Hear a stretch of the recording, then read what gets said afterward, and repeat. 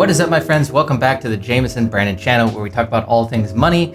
And you guessed it, today we're going to be talking about the value of money again. We're going to be talking about the velocity of money and sharing with you the definition of that, and also some inflation talk. So let's dive right in. Michael Burry, the guy who's portrayed in the movie The Big Short, which has been talked about and discussed over and over and over and over and over again, is back with some predictions. It's interesting because, he was on Twitter and then he deleted his Twitter because the SEC came and paid him a visit after he talked badly about Tesla and talked about how he has, I think it's a $535 million short against Tesla. Talked about how they were only surviving off of basically government subsidies and carbon programs, and he deleted his Twitter.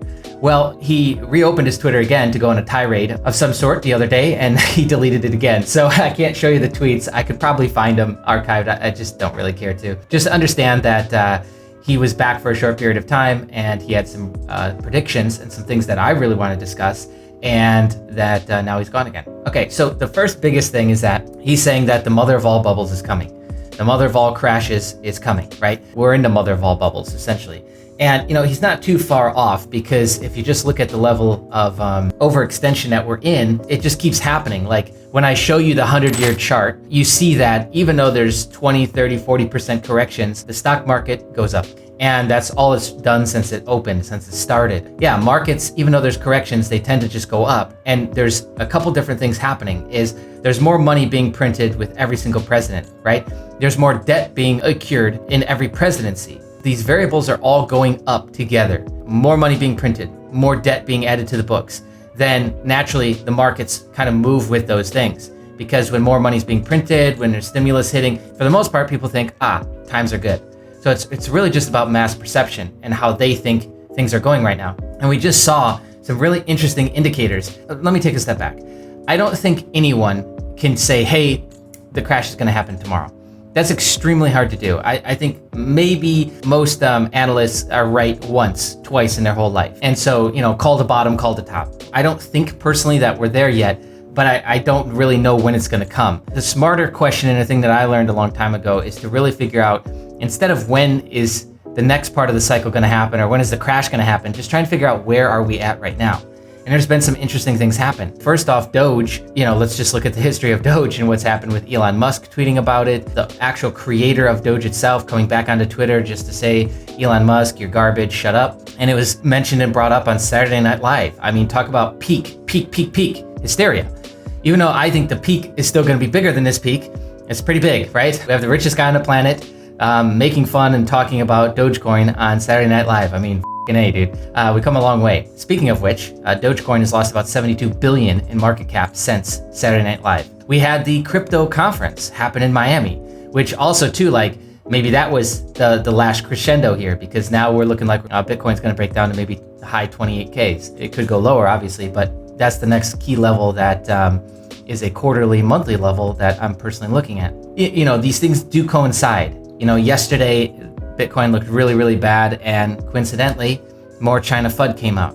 China FUD all the way back from 2015. And the Bank of Agriculture, which released the news saying that they're going to close down, crypto-related accounts and track transactions, and anyone that was doing crypto transactions are going to be shut down. Well, guess what? They deleted a tweet about 5 minutes after they posted it, but the damage was already done. We look at what Elon Musk has done with Bitcoin. I mean, you got to assume that a guy who's supposed to be this smart has already thought of ways to sister in Bitcoin mining into wasted energy on natural gas, wasted energy on what his plants put out, wasted energy on green electric batteries. It's just so weird to me that people assume that electric batteries equal good, but nobody wants to look at how the they're made. Everyone's like, just get, windmills, and let's get solar panels on everyone's house.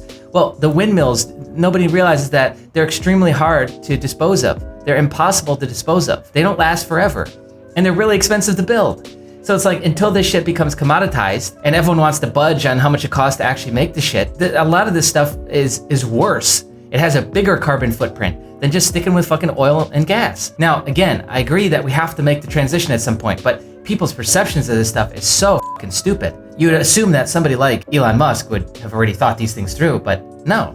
And then he comes out and says that this is the big reason why he needs to sell. No, I think that was all the bankers exiting, if I'm being honest. And I think they were getting in around 10,000, 10 to 20,000. And then they all exited at 60. Not a bad game there, right? Well, not 60, whatever it made its way up to. Yeah, now, we're about half that. We're on our way to 28. We're at like 31 or 32K right now. There's a storyline being told with all of this stuff.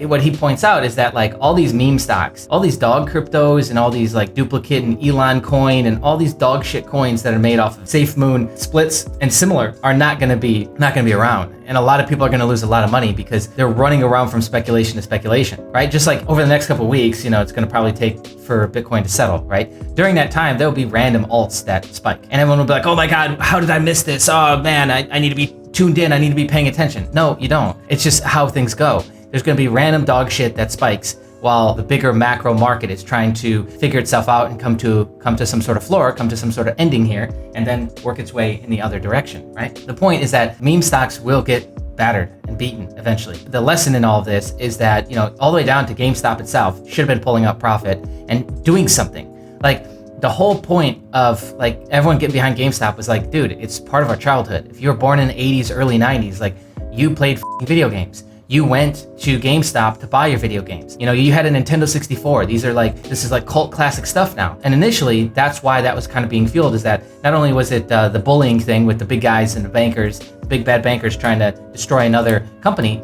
but essentially I think it was a part of trying to save our childhood, Everyone should have been pulling out profits, and there's a lot of people who once again didn't. All these people who got rich on crypto, they're getting poor right now in crypto, I assure you, because all of us, whether you came in at 2013, came in at 2017, you have to learn that lesson. Sometimes you got to learn it more than once, which is that you should be taking out profit along the way. And if you're not taking out profit, then you're just going to end up, everything goes back to zero at some point. So here's some quotes of what he actually said. All hype speculation is doing is drawing in retail before the mother of all crashes. I will agree with this. This is usually how it works. It is essentially a Ponzi structure in its generality here, is that, it needs more suckers to come in to buy off of, the people who bought in before. So everyone's being replaced by new suckers every single day. Bray added that people's fear of missing out, FOMO, has propelled asset prices to unsustainable levels. I will agree. I mean, for recovery, things are looking a little bit too strong in terms of like the levels of, major FANG stocks, cryptocurrencies. They were all looking really, really good in the middle of a time when people essentially had no money, had no jobs. That does need to come back down to something. Now, again, trying to figure out when this is going to happen, who knows? Okay, the problem with crypto, and this is the next big thing I want to talk about. The problem with crypto, there's too much leverage, he tweeted. It's clearly tuned into this because, BitMEX will let you go up to 125x. A lot of these exchanges will let you go up to 100x. I mean, people are losing millions, hundreds of millions of dollars all the time. When there's big dumps in crypto, the new thing is trying to figure out, we're setting a new record every single time in terms of liquidations. So the amount of longs that are getting liquidated when the price goes down and the amount of shorts that are getting liquidated when the price goes up. Usually tends to be more longs get liquidated than shorts, but at times it does coincide. And there is billions of dollars now that are being liquidated all the time from these bigger moves. It never used to be like that. I remember when we were like, wow, this is crazy, 500 million was just liquidated. It's like, dude, now billions are being liquidated. So that just shows that the size of the market has grown. The fact that all these, SafeMoon spinoffs have come out, all these dog coins, Elon coins, whatever coins have come out, is also proof that the market has grown a lot with retail. Okay, so moving on. Mark Zandi warns that with these different changes happening, is that expect to see 10 to 20% market corrections. I would agree with this. I think that the markets are going to get more volatile. We've got too many variables at play. We've got really high, out of control inflation rate that's baked in already. If you saw my video yesterday, 10 companies are already saying they're going to pass on the fee hikes to its customers. And now we have this conversation of, oh, are we going to raise rates? We weren't going to touch them till 2023, but now they're saying, maybe we will. They need to raise rates to fight inflation. Could you imagine raising interest rates right now? Holy crap, when there's still the 5.8% unemployment rate and so many people are out of jobs and so many people are their job is now trying to get rich off the stock market and crypto trading.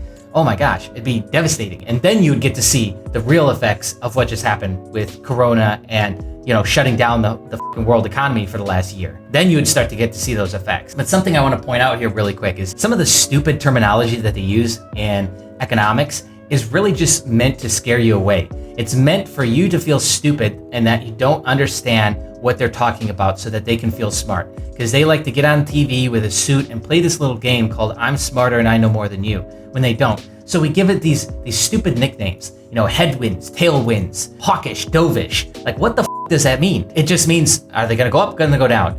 Is things gonna get better or are they gonna get worse?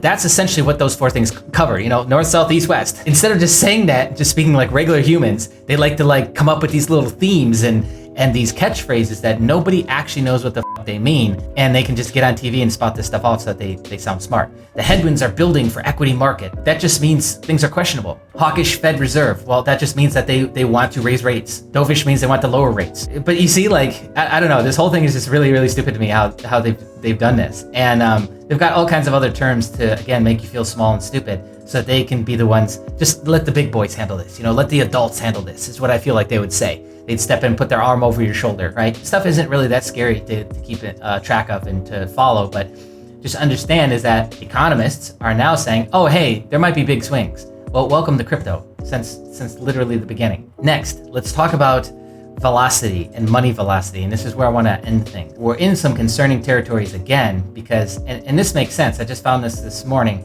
loans and leases in bank credit, all commercial banks.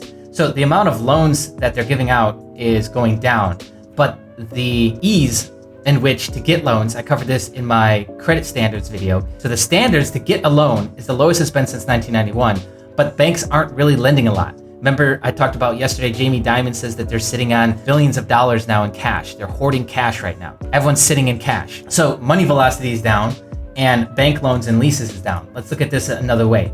The velocity of money from 1900 to 2021. This is very shocking. This is the lowest level on record right now. Lower than 1946, lower than any other point since 1900.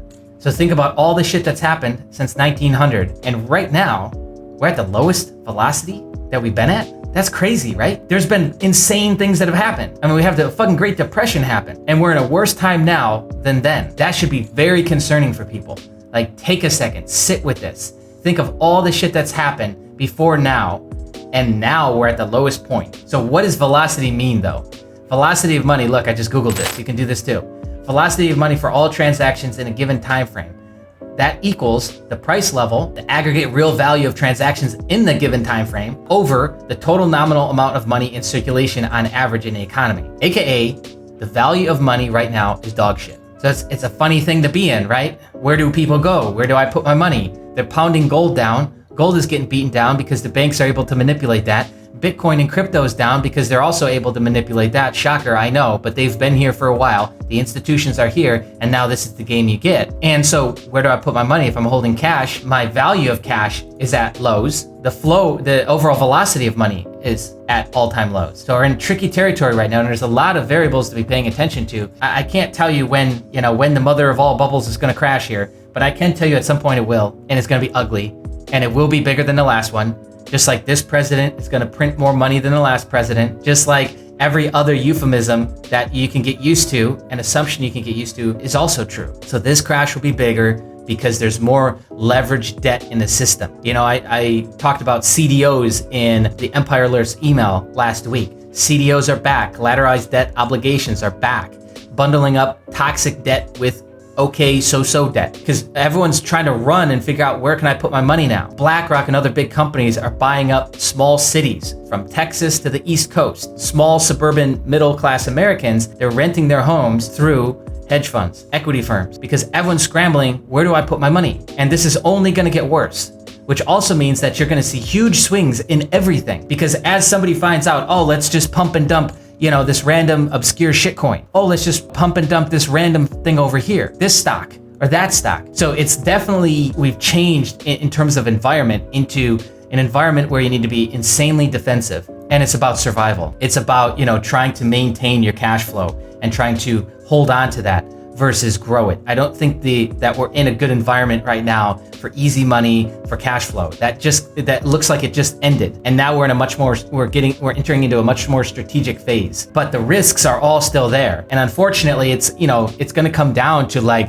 every little word, every little thing that this administration in the United States is doing is going to affect what's happening and ripple throughout the markets. So those are the things to pay attention. And again, you always want to be asking the question, at what point of the cycle are we in? At what point of the cycle are we in? And that's where I leave you, my friends. Comment below if you got something to say. Like this video, help us with the algorithm stuff. If you're brand new to the channel, you like this sort of thing, hit the subscribe button, hit the bell notification. Be on the lookout, more videos coming soon.